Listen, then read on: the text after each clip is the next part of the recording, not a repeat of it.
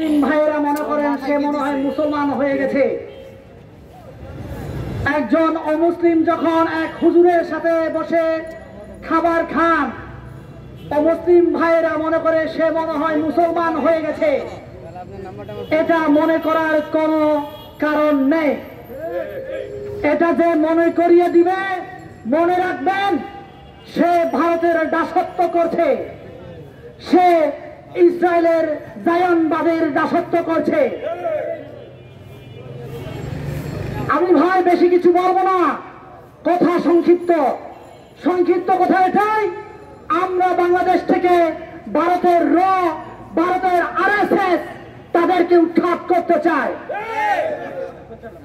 আমরা মুসলমান মরে গেলে মুসলমান ভাইরা টুপি পরে মিছিল করেন, হিন্দু মারা গেলে আরএসএসটা মিছিল করে, বৌদ্ধ মারা গেলে বৌদ্ধ ভিক্ষুরা মিছিল করে।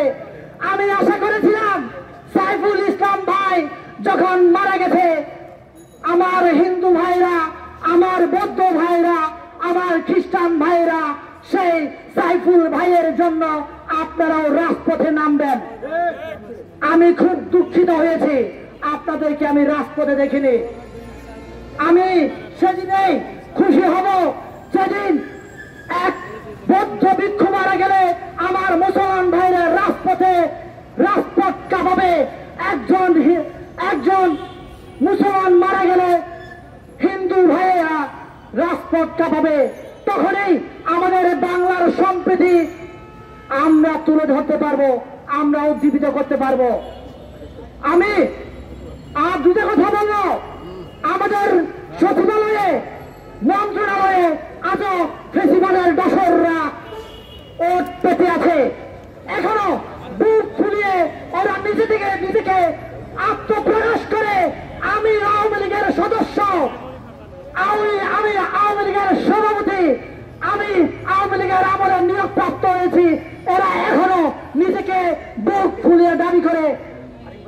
আমরা যতদিন তাদেরকে উৎখাত করতে পারবো না, ততদিন বাংলাদেশ থেকে আরএসএস ইসরায়েলের জায়নবাদী উচ্ছেদ করতে পারবো না।